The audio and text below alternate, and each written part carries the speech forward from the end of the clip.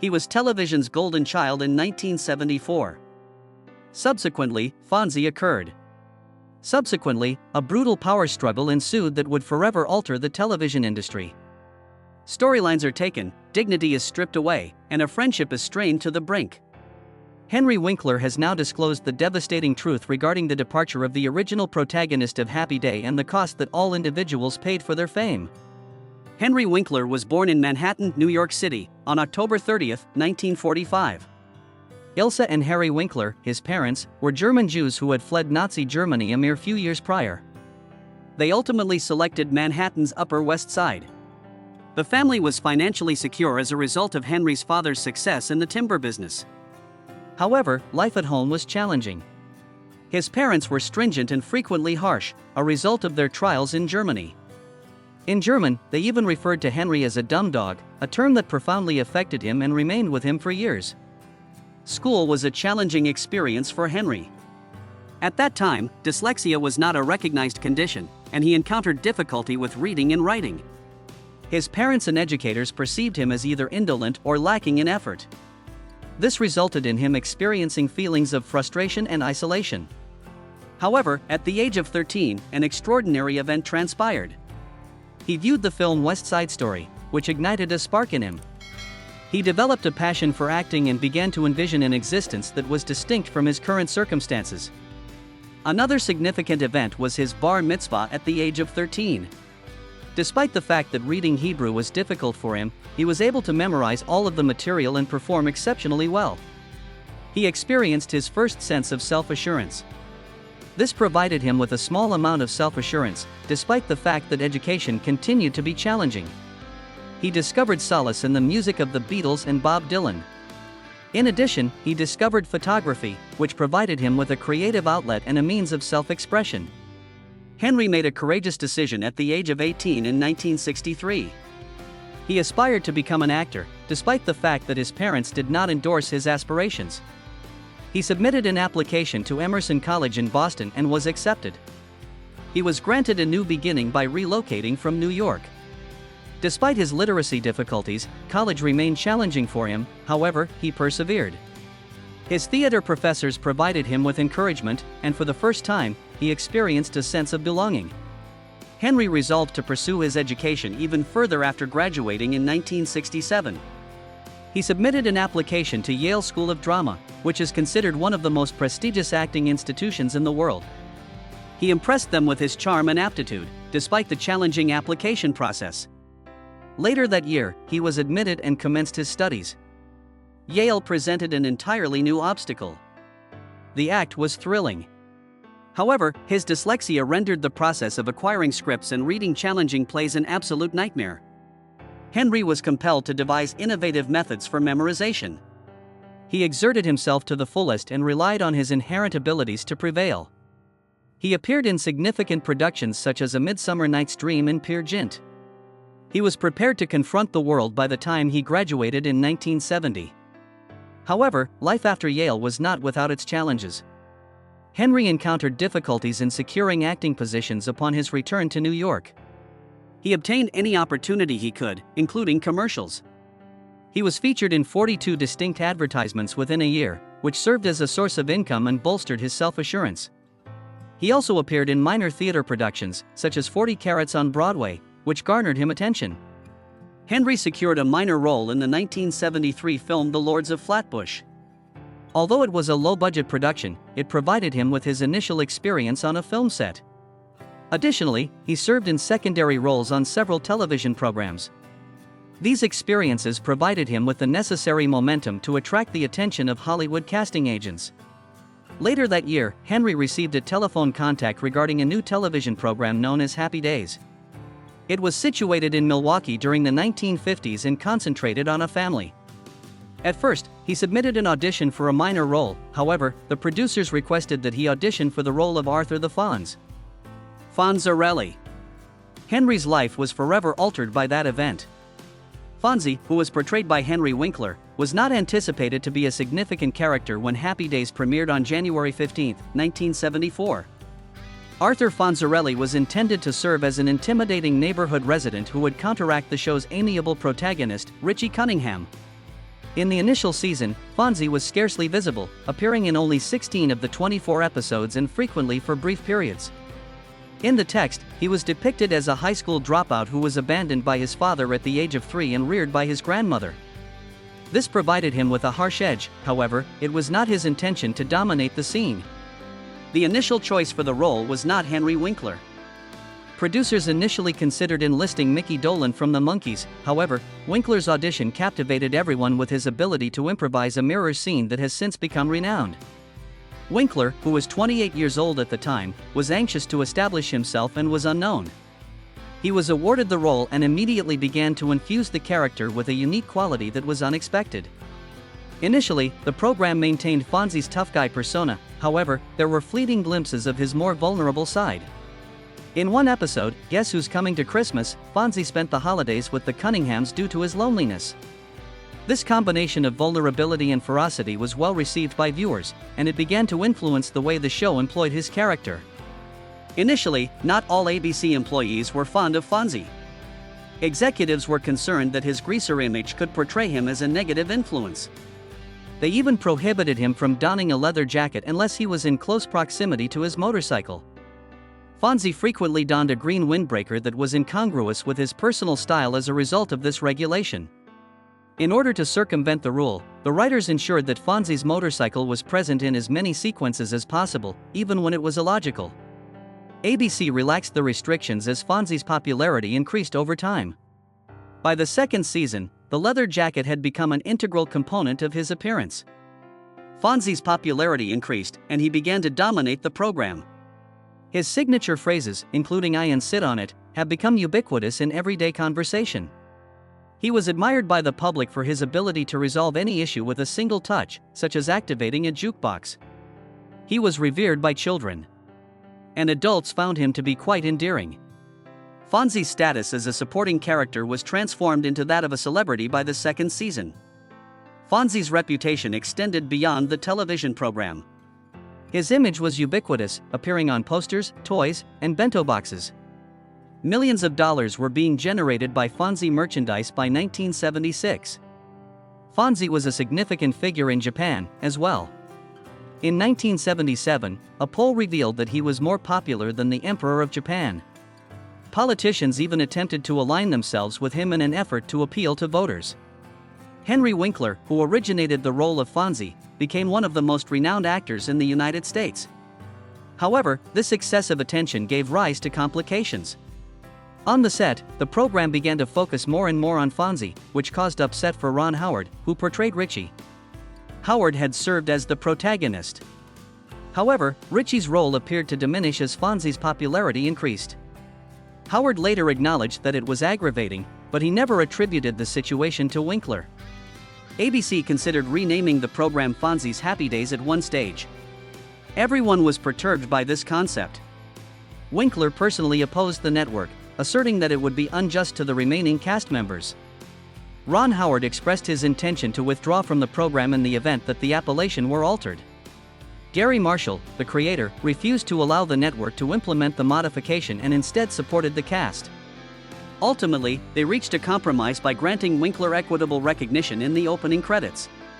The cast made a concerted effort to maintain the show's lighthearted and supportive atmosphere, despite the tension. Winkler even shared the spotlight when he won a Golden Globe for his role, insisting that the entire cast step up on stage with him. The decision to maintain Happy Days as an ensemble program proved advantageous. It was one of the most beloved sitcoms in television history and aired for 11 seasons. Henry Winkler's existence underwent a challenging transformation following the conclusion of Happy Days in 1984. He portrayed Fonzie, the calm, confident individual who was beloved by all for 11 seasons. The character was so well known that individuals worldwide recognized him. Developed into a significant issue for Winkler. Casting directors were unable to perceive him as any other individual. He stated, "I was the Fonz, which was why I was unable to secure employment for 8 or 9 years. However, Winkler refused to surrender. He resolved to experiment with novel concepts. In 1988, he directed his debut film, Memories of Me. Although it did not achieve widespread popularity, it was a significant milestone for him. Additionally, he initiated production. He gradually established a new aspect of his career by assuming responsibility for initiatives. In 1993, he collaborated with Burt Reynolds to direct another film, Cop and a Half.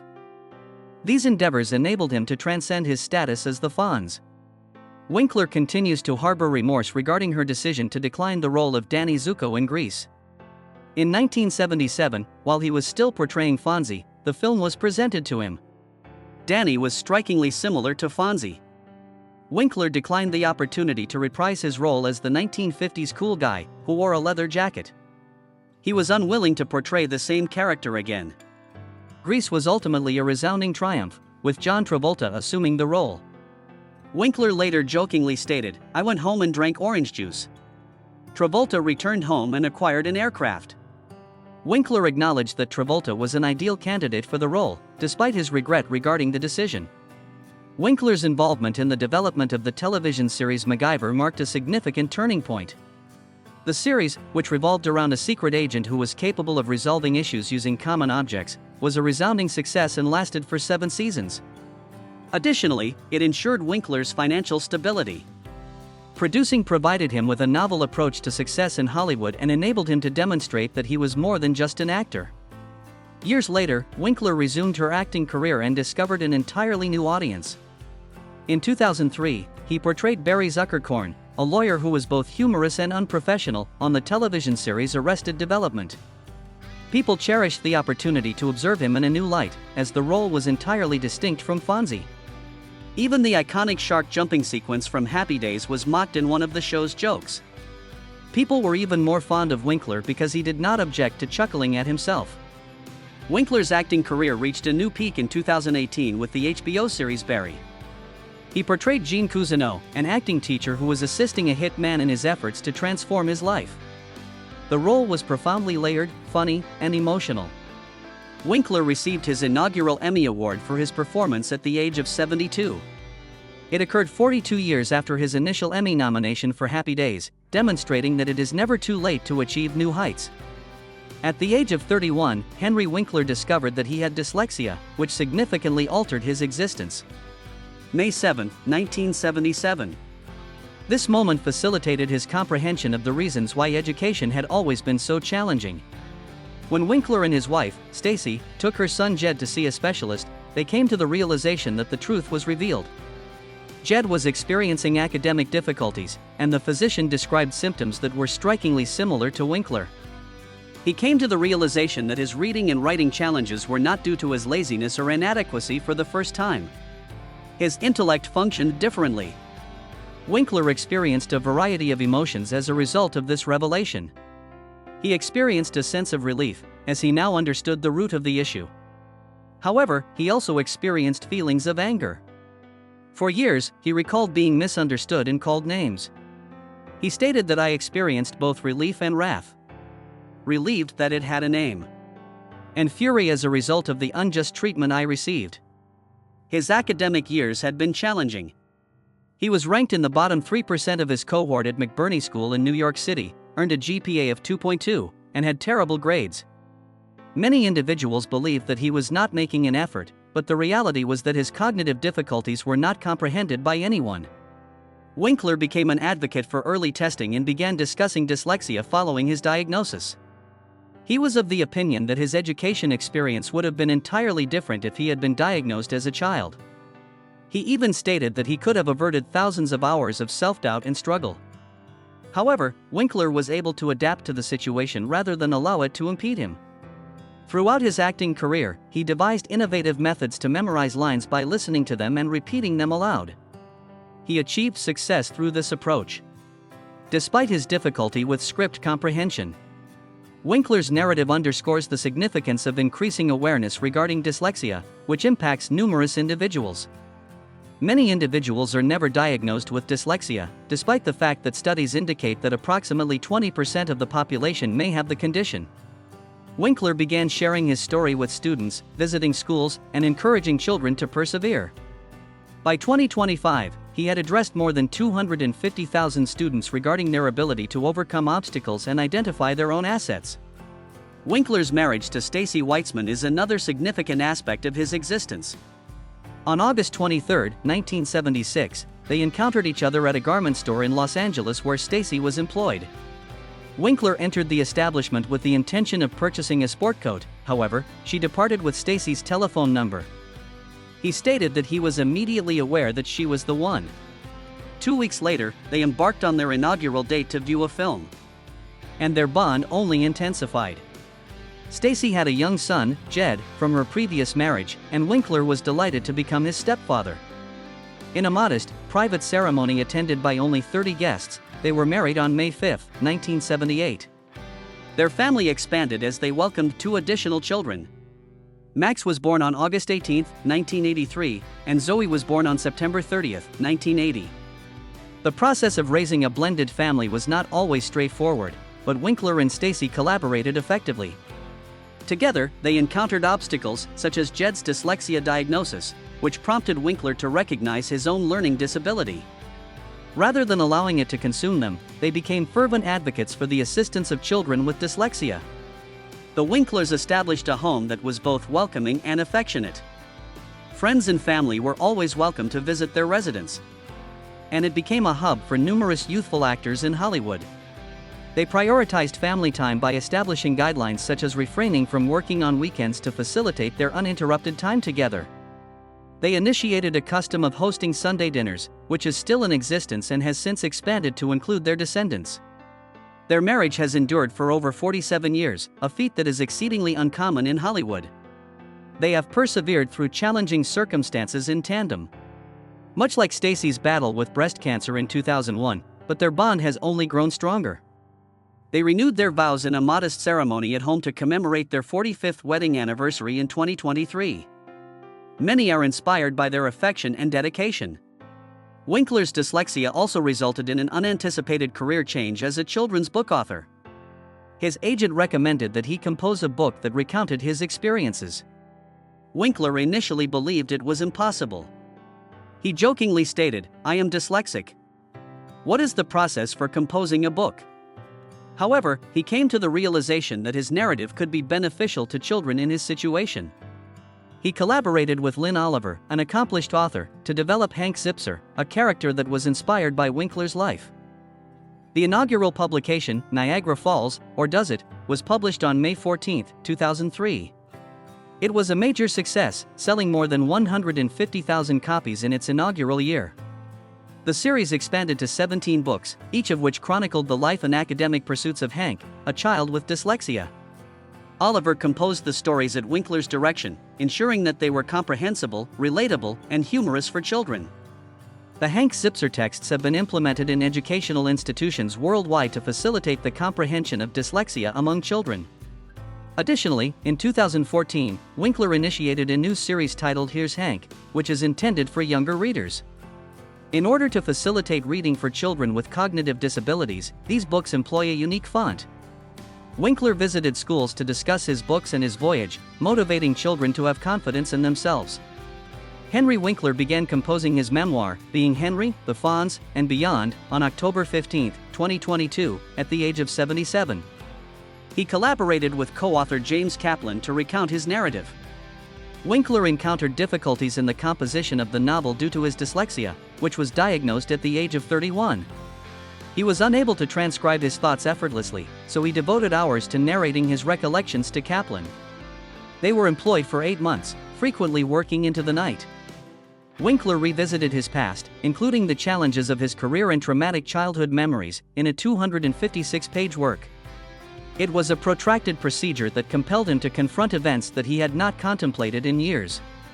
One unexpected discovery that Winkler made was the extent to which he had forgotten about his joyful days. He recalled a moment during the 3rd season when the producers considered renaming the program Fonzie's Happy Days. This realization was a jolt to Winkler, as he had consistently perceived himself as a member of the team.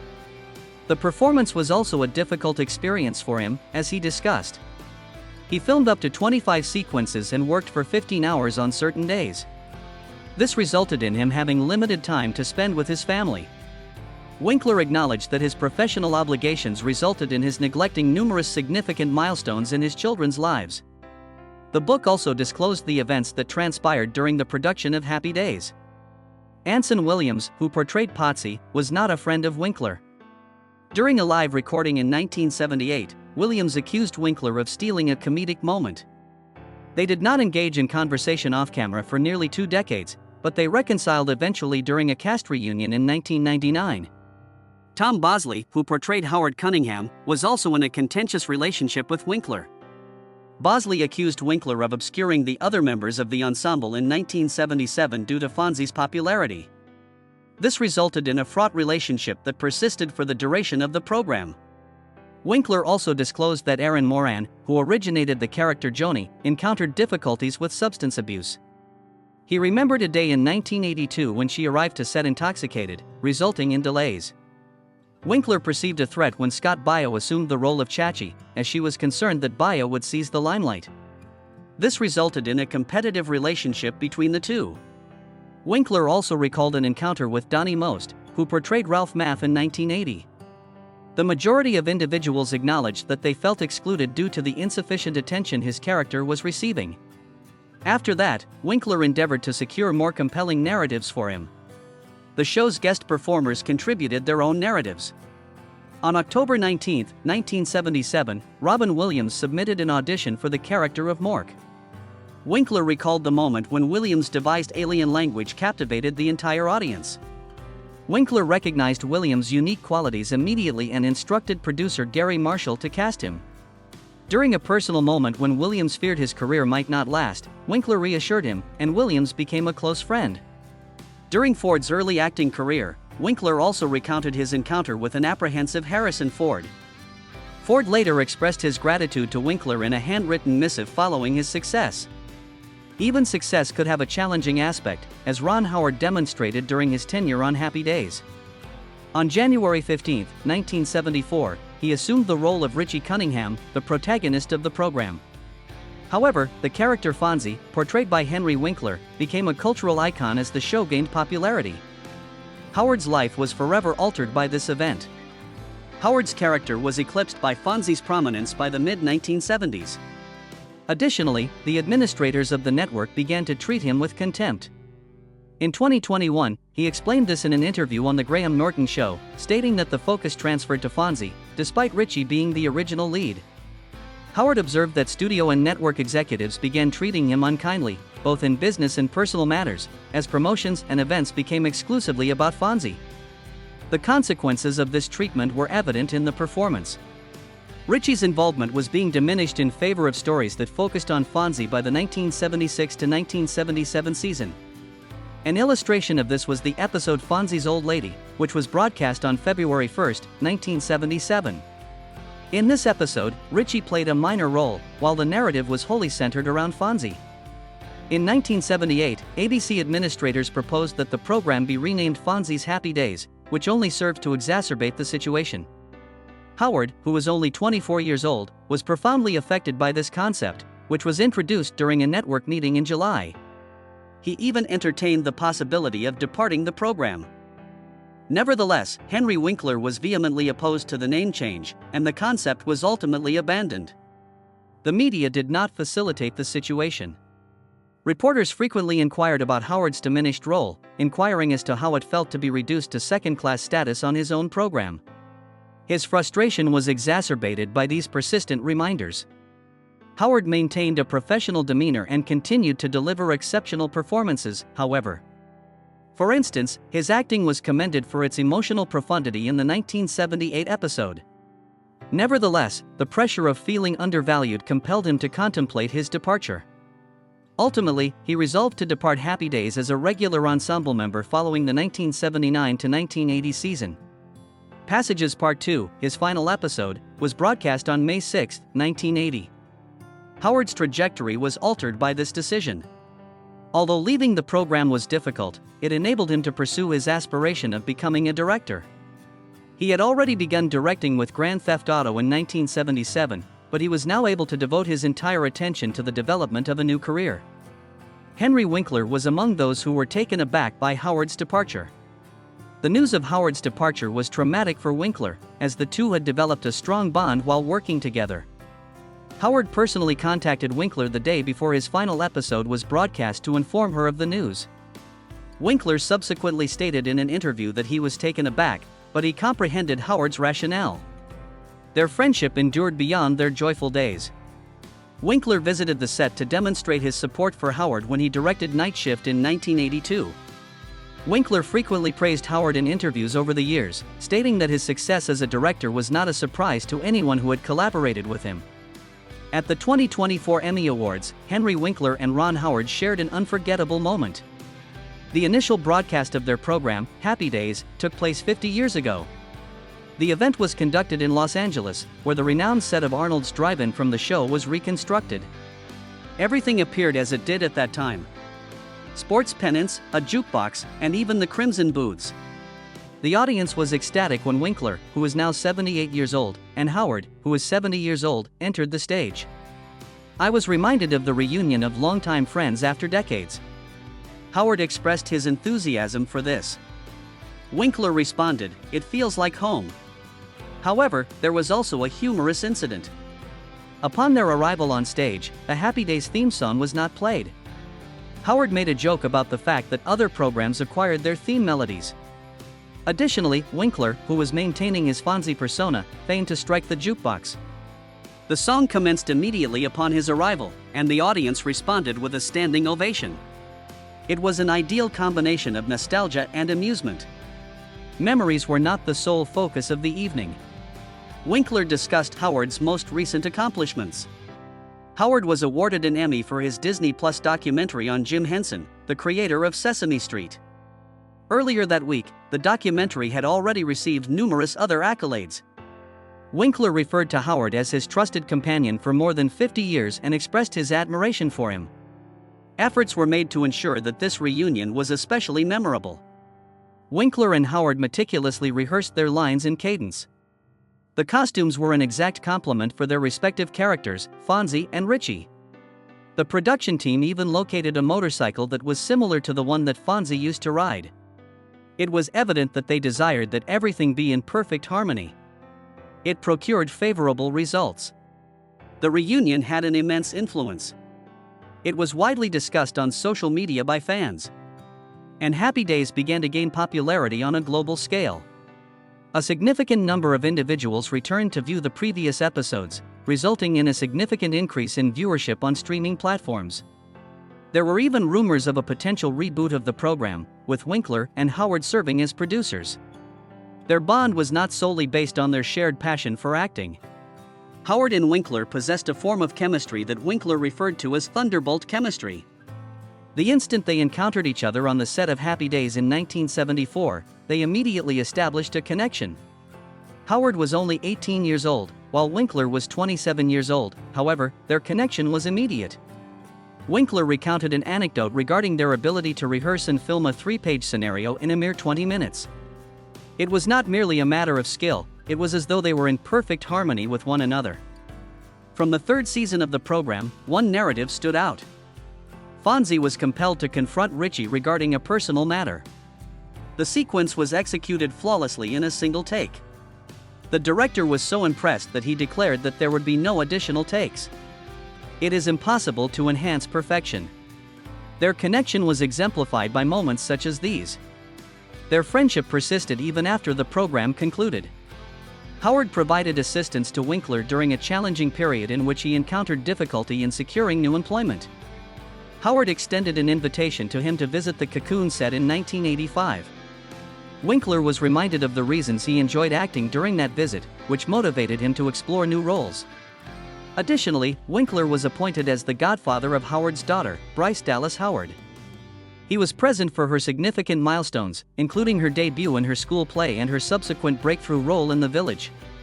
Bryce described Winkler as a mentor who consistently provided her with guidance and encouragement. Ron Howard escorted Winkler down the aisle on her wedding day, demonstrating the significance of his presence in their family. Numerous individuals in Hollywood were motivated by their friendship. In fact, a university has initiated a course on the development of enduring creative partnerships, utilizing their relationship as an illustration. Ron and I possess an uncommon asset, as Winkler succinctly articulated. It is not solely about their status as co-stars or even companions. Every day, I am appreciative of the connection that transcends time.